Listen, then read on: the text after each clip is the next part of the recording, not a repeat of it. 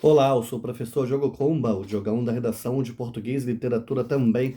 É assim que você me encontra aqui no YouTube e em outras redes sociais.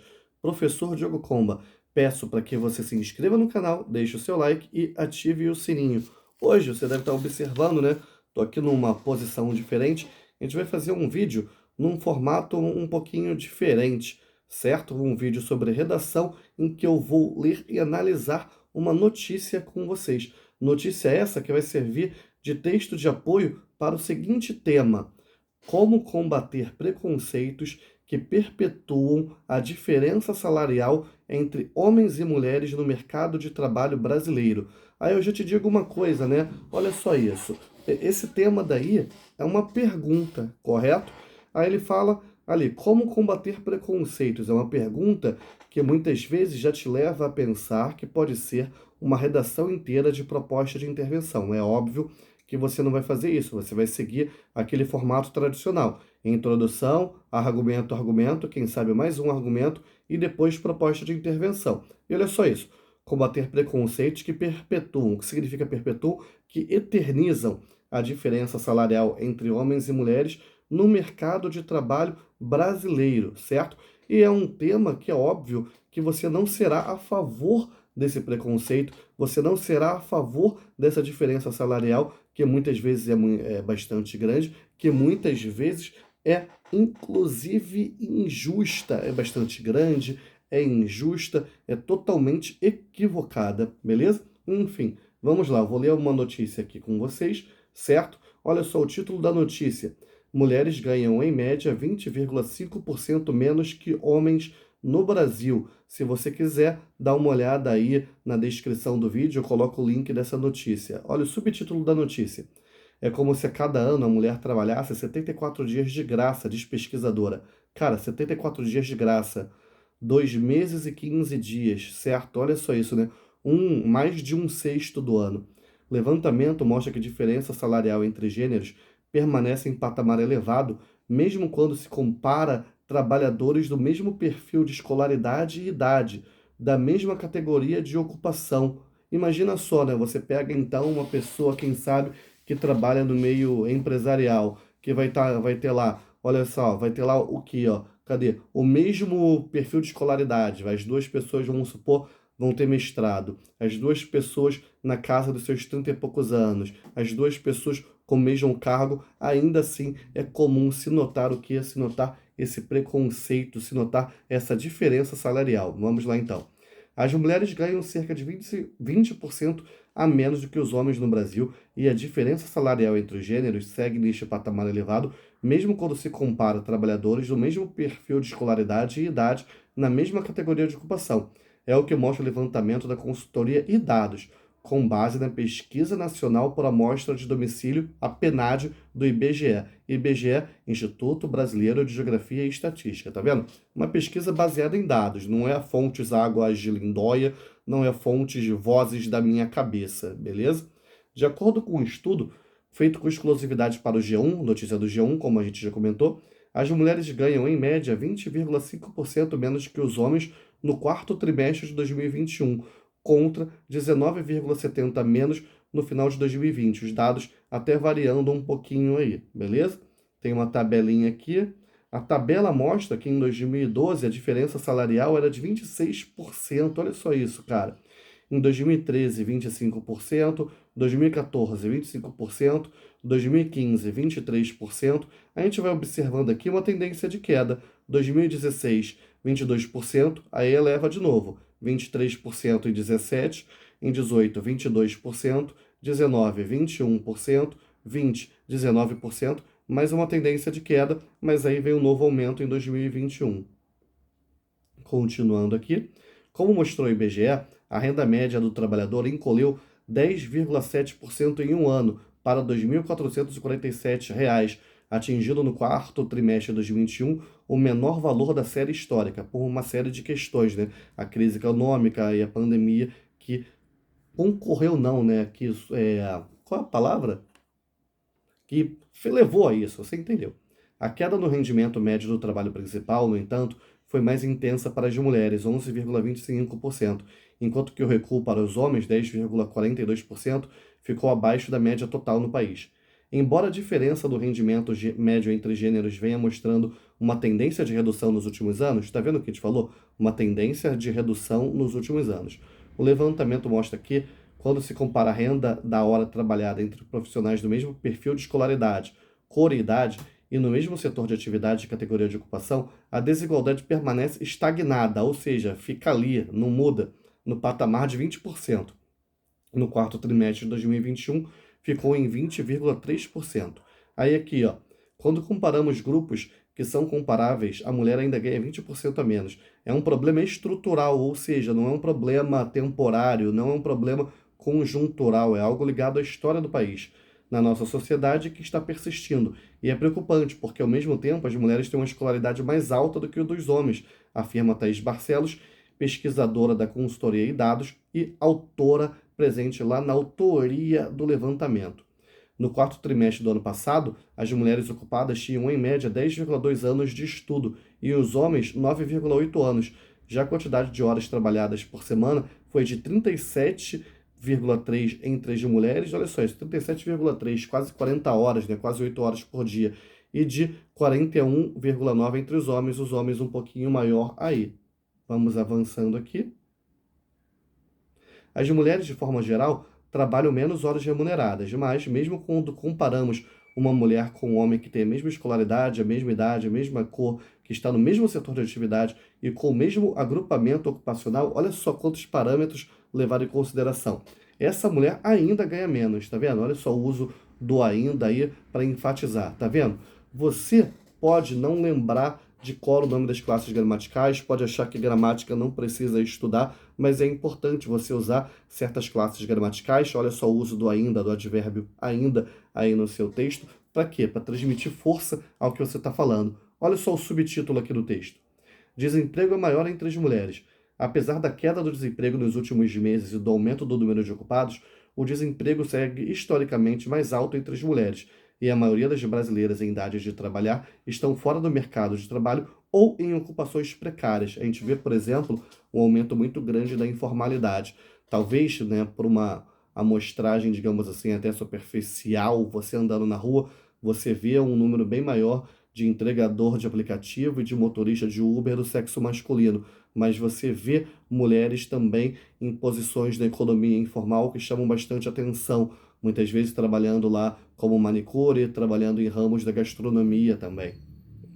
Dos 12 milhões de brasileiros desempregados, 6 milhões e meio são mulheres, mais do que a metade, segundo a última pesquisa do IBGE. A taxa de desocupação dos homens ficou em 9% no final de 2021, enquanto que a de mulheres foi de 13,9%.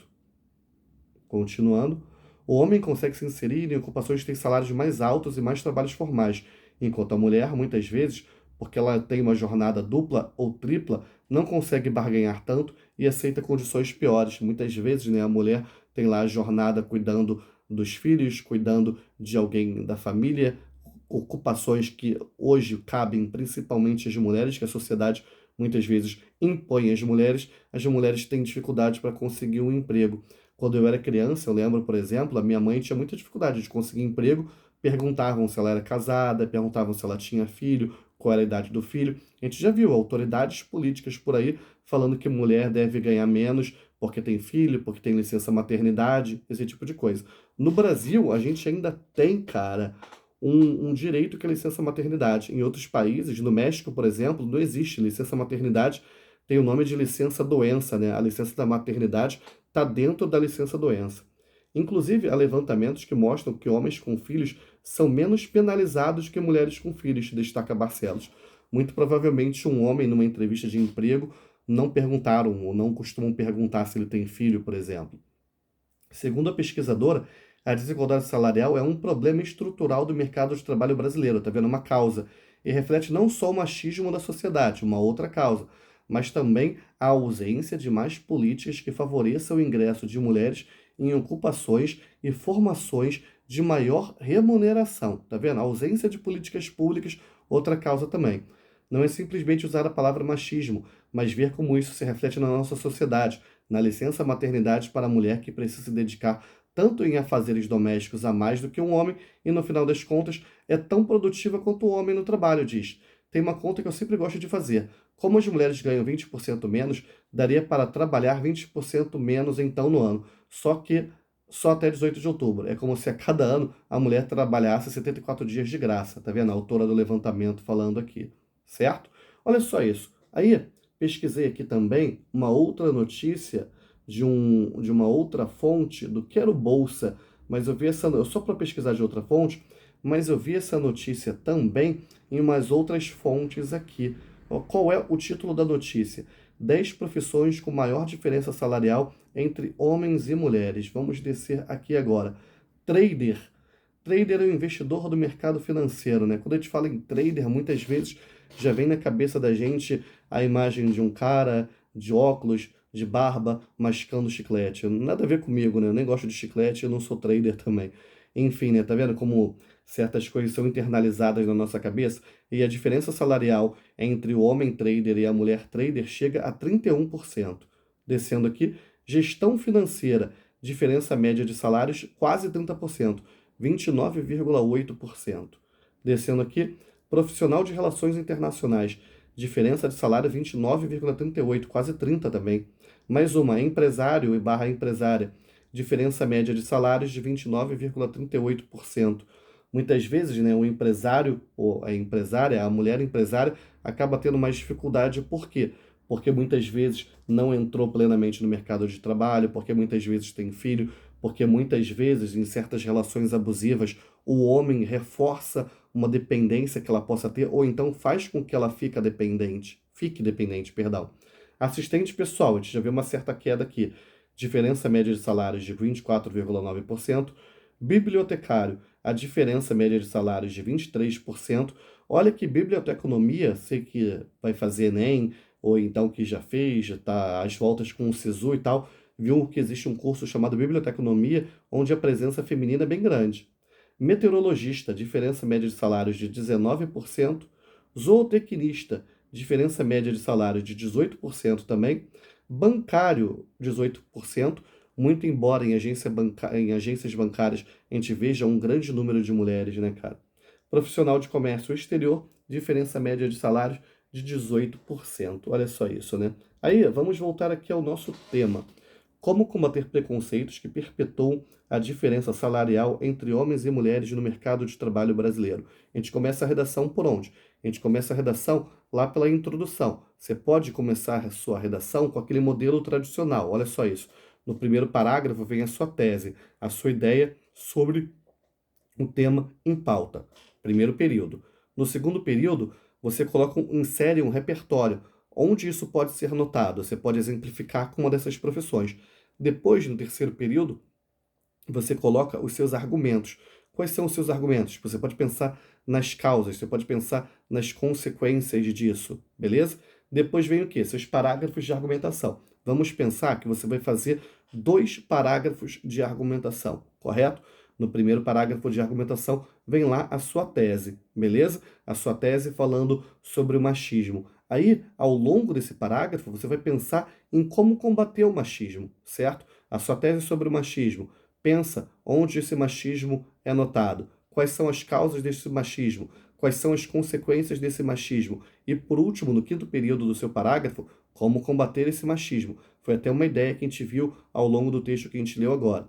Logo depois, você pode falar da falta de políticas públicas no seu próximo parágrafo de argumentação, que foi mais uma ideia, um argumento dado pelo texto também, correto? Aí você faz a sua tese sobre a falta de políticas públicas. Onde isso pode ser notado?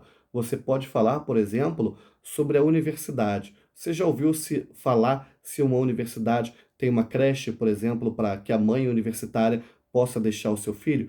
Tem cada vez menos creches públicas nas grandes cidades brasileiras, né? Eu lembro que eu cheguei a frequentar creche quando eu era pequeno, mas é bem mais raro a gente notar isso, beleza?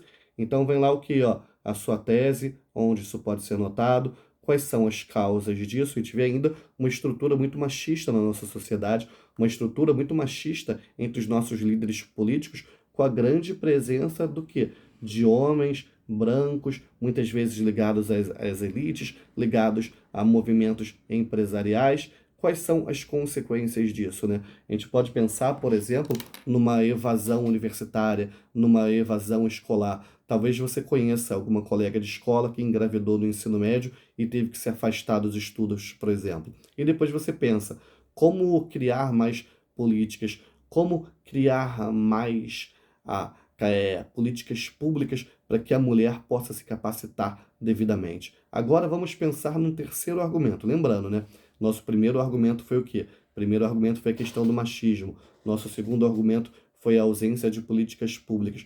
Nosso terceiro argumento pode ser o quê? Por que que isso ainda acontece? Por que que ainda existe preconceito que vai perpetuando isso tudo? A gente pode falar da falta de fiscalização. Da falta de fiscalização de quem? Do Ministério do Trabalho, da Justiça do Trabalho, certo? A gente pode falar da falta de fiscalização das entidades de classe. O que é uma entidade de classe? É um sindicato.